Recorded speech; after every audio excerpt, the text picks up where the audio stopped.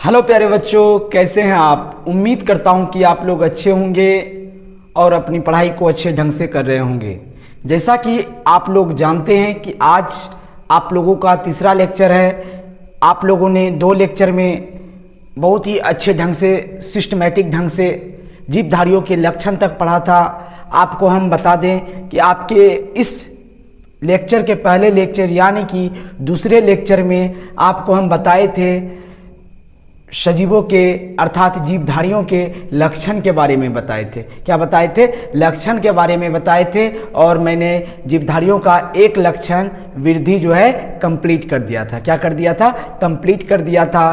तो आज हम आपको ये बात और एक बार हम रिकैप करवा देते हैं कि भाई वृद्धि सजीवों में भी होता है और निर्जीवों में भी होता है वृद्धि। ठीक है, अगर कोई भी वृद्धि कोई भी चीज़ है जैसे सजीवों में भी हो रहा है और निर्जीवों में भी हो रहा है तो ये विशिष्ट लक्षण के अंतर्गत नहीं आता है, ये सामान्य लक्षण है। ठीक है, आपको बता ही दिए कि जो है निर्जीवों में वृद्धि कैसे होता है। एग्जाम्पल के तौर पे बताए थे, रेत का टीला बताए थे, एक पहाड़ बताए थे। ठीक है, तो अब हम स्टार्ट करते हैं दूसरा लक्षण।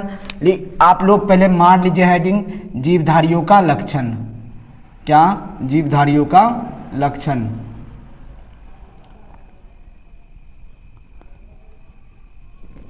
आप देख पा रहे जैसे में कि आज फिर से आपको उसी नए अंदाज में इस लक्षण को पढ़ना है।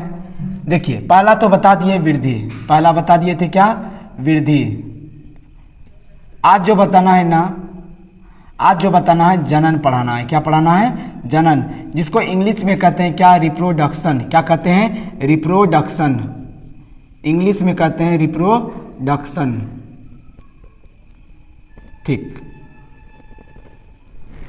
रिप्रोडक्शन।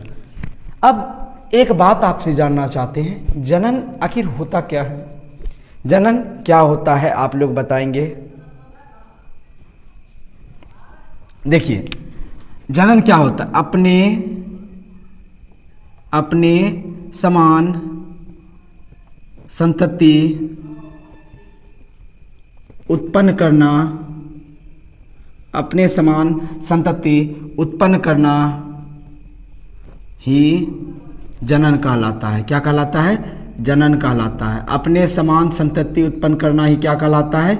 जनन कहलाता है। ठीक है भाई, यहाँ तक तो कोई बात नहीं है, एकदम परफेक्ट तरीके से क्लियर है। ठीक है, अब देखिए जनन जो है ना 2 प्रकार से होते हैं। कितने प्रकार से होते हैं? 2 प्रकार से होते हैं। आप लोग एकदम सिस्टमैटिक ढंग से समझिए। देखिए, पहले सबसे पहले जनन ही समझाते हैं। अपने समान संतति उत्पन्न करना ही जनन कहलाता है। आप लोग खुद देखिए कि हम लोग जो है किसी के जो है संतति है, हम अपने माता पिता के संतति हैं, है कि नहीं? तो अपने समान माता पिता के द्वारा जो है हम लोगों का उत्पत्ति किया गया, तो हम लोग भी तो उसी के समान हैं। हम लोग भी तो उसी के समान हैं। आप लोग आलू प्याज ये सब देखते हैं तो आलू को लगाते हैं तो आलू ही उगता है कि नहीं? वो भी अपने समान नई संतति बना रही है कि नहीं? तो आपको यही बात समझना है। देखिए, जनन जो होता है, एक होता है क्या? लैंगिक जनन। क्या होता है? एक लैंगिक जनन होता है, एक होता है लैंगिक जनन। ठीक है,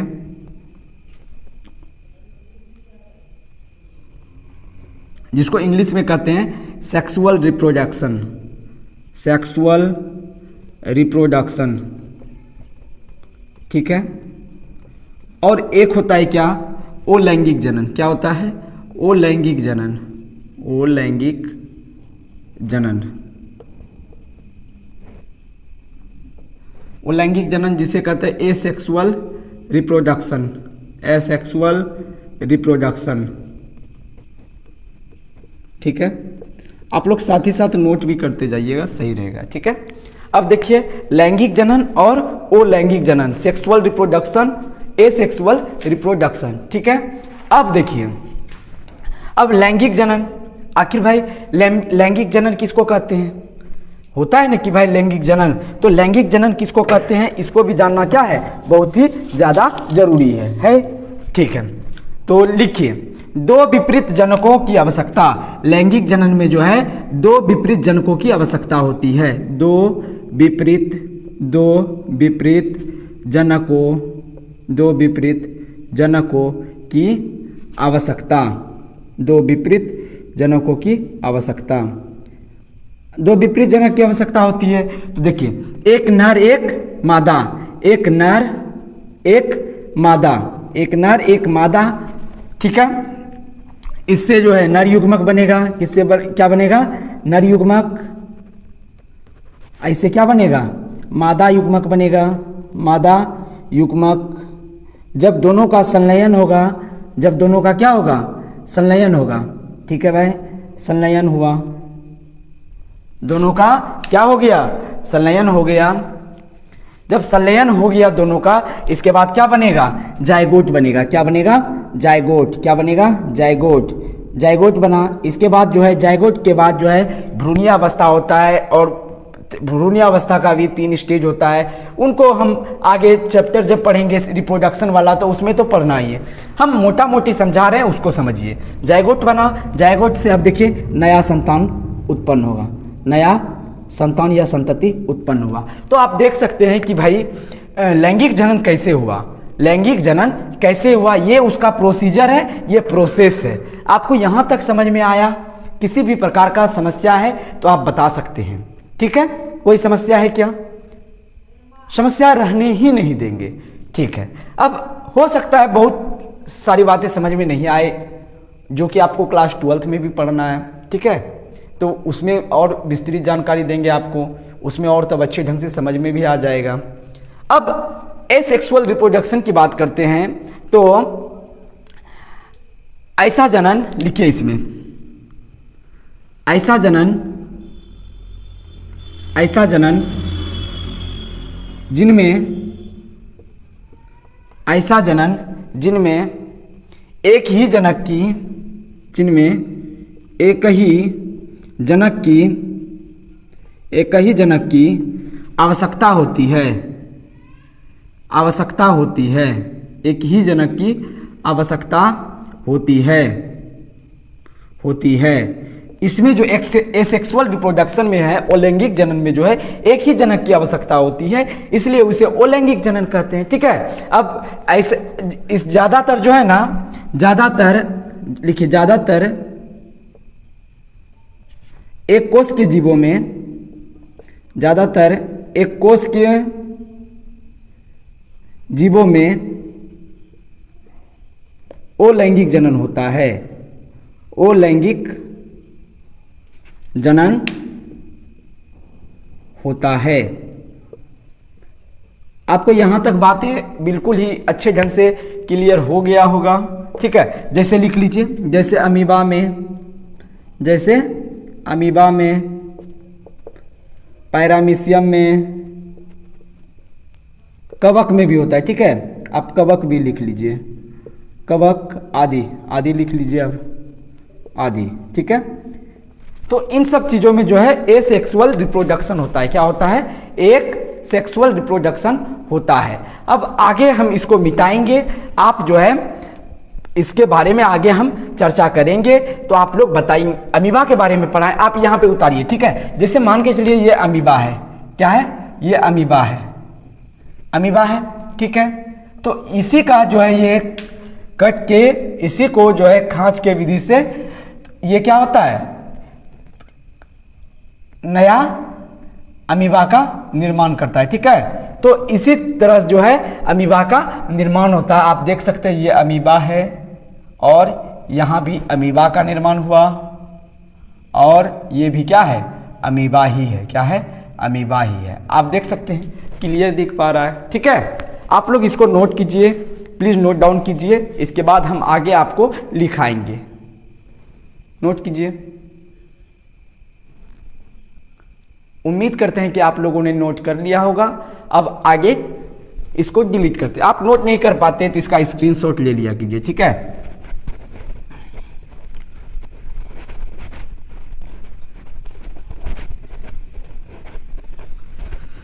रुक जाना नहीं तुम कहीं हार के।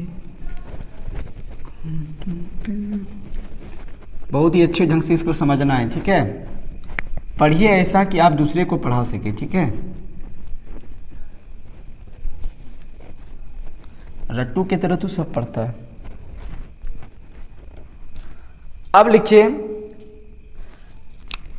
एक लाइन मारिए कि कुछ ऐसे भी जीव है, कुछ ऐसे भी जीव है, कुछ ऐसे भी जीव है जो, कुछ ऐसे भी जीव है जो जनन नहीं करते हैं।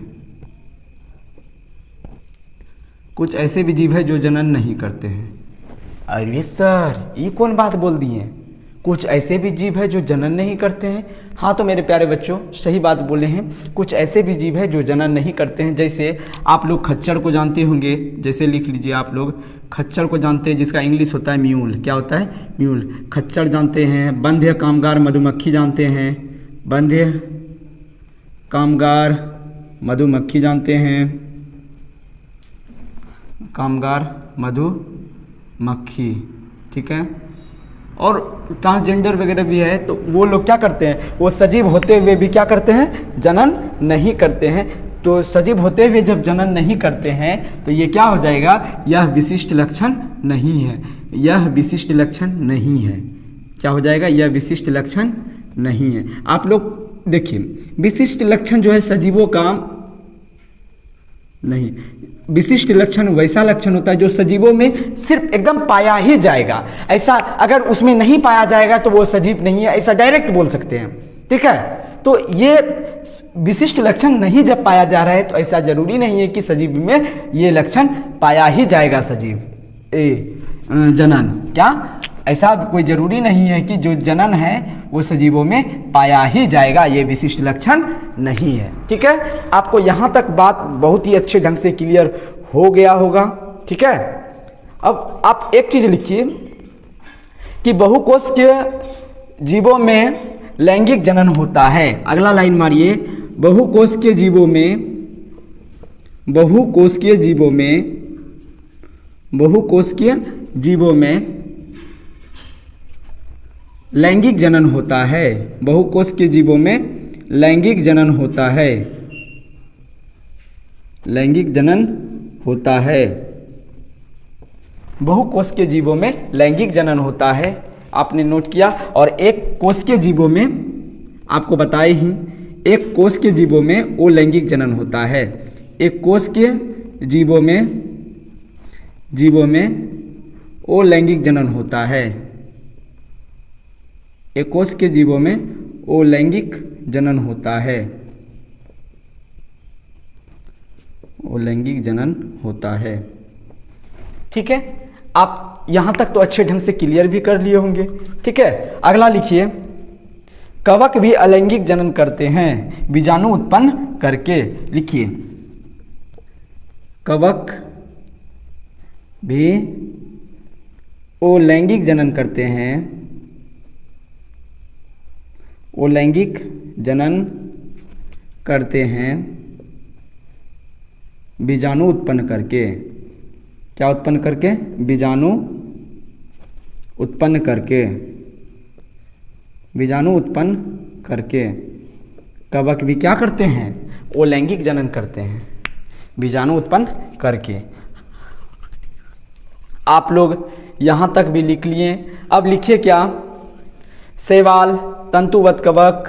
अगला लिखिए, शैवाल, शैवाल, तंतुवत कवक, शैवाल, तंतुवत कवक। और मौस पौधा में, और मौस पौधा में, मौस पौधा में, और मौस पौधा में, और मौस पौधा में विखंडन द्वारा गुणन होता है। विखंडन द्वारा, विखंडन द्वारा गुणन होता है। विखंडन द्वारा गुणन होता है, ठीक है। शैवाल, तंतुवत और मौस पौधा में विखंडन द्वारा गुणन होता। तंतुवत कवक लिखिएगा यहाँ पे, ठीक है। तंतुवत कवक, तंतुवत कवक और मौस पौधा में विखंडन द्वारा गुणन होता है। आप लोग यहाँ तक नोट कर लिए होंगे। क्या आप लोगों का यहाँ तक नोट हुआ? आप एक और नोट कीजिए तो कि ईस्ट, देखिए ईस्ट,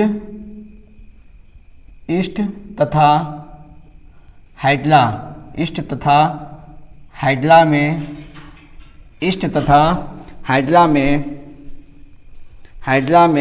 मुकुलन द्वारा जनन होता है। मुकुलन द्वारा जनन होता है। ठीक है, ये भी आपको क्लियर हो गया होगा। अब जो है हम बात करते हैं किसकी, अब बात करते हैं प्लेनेरिया। प्लेनेरिया में जो है आप लोग लिखिए प्लेनेरिया में पुनरुद्ध भवन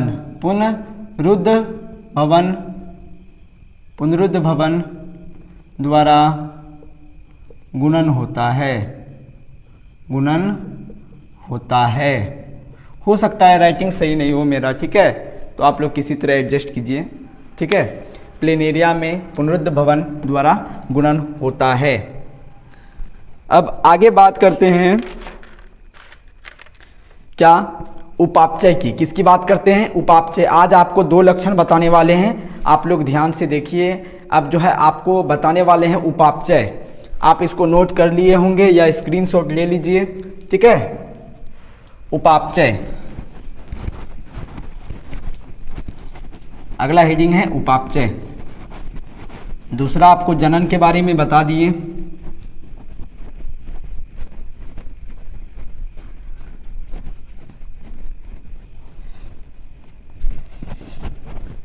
तीसरा लक्षण है उपापचय। ठीक है, उपापचय।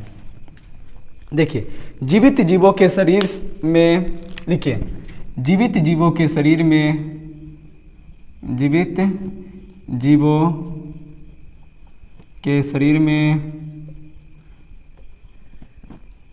होने वाले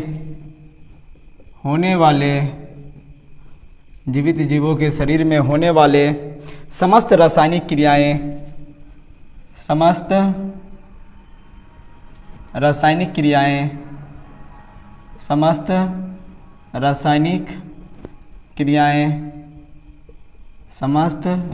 क्रियाएं उपापचय कहलाती है।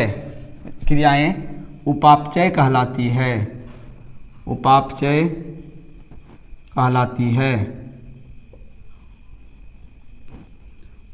कहलाती है। हो गया। अब देखिए, किसी भी निर्जीव में उपापचय की क्रिया नहीं होती है। अगला लिखिए, किसी भी निर्जीव में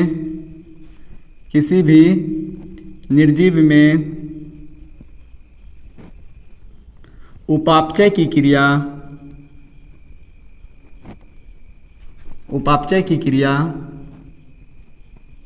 नहीं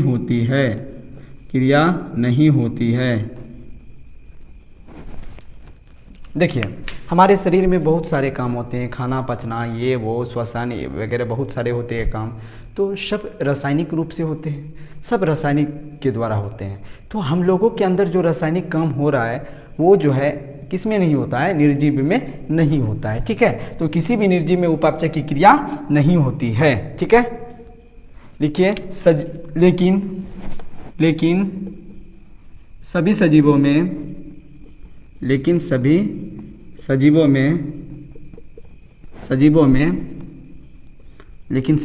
में उपापचय की क्रिया होती है। उपापचय की क्रिया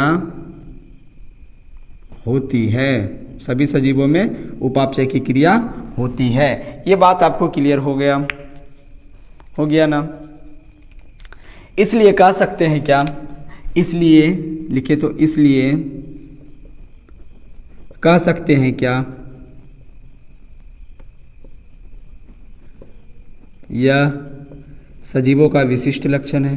बोल सकते हैं क्या, यह सजीवों का विशिष्ट लक्षण है, बोल सकते हैं। क्योंकि ये देखिए, ये निर्जीव में नहीं हो रहा है, लेकिन सजीव में तो सभी सजीवों में पाया जा रहा है। यह सजीवों का विशिष्ट लक्षण है। क्या है, विशिष्ट लक्षण है, ये सभी सजीवों में पाया जा रहा है। ठीक है, आपको यहां तक बात बिल्कुल समझ में आ गया होगा और आपका तीसरा जो है लक्षण समाप्त हो गया यहीं पे। ठीक है, मैं आप लोगों से एक बात पूछता हूँ, आपको परेशानी किस चीज़ में आ रहा है? आप लोग कमेंट में ज़रूर बताइए, मैं उस परेशानी को दूर करने का कोशिश ज़रूर करूँगा।